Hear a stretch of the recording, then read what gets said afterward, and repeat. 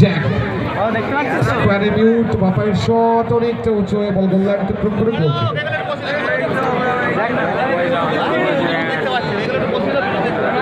Just শুরু হচ্ছে third quarter final. দুটো দলই ভালো দল। রনি খোকন একাদশ রায়না অনেকটা উঁচু করে উদ্দেশ্য ইব্রা একটি প্লেয়ার রেখেছেন ইব্রা।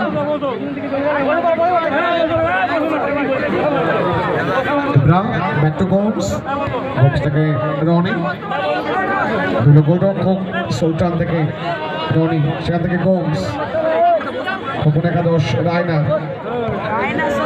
মাঠ করছে রিমন্ট।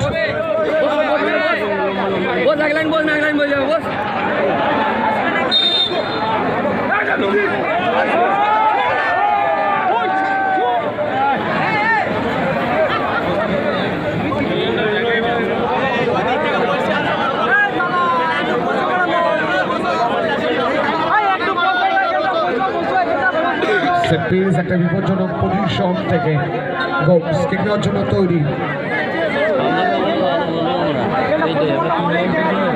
গোমস খোকন একাদশ রায়না বাপায়ের শট অনেকটা উঁচু হয়ে গোললাইন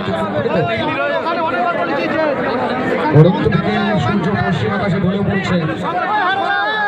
মাঠে কিন্তু ফ্ল্যাগ লাইট গুলি জ্বলে উঠতে শুরু করেছে।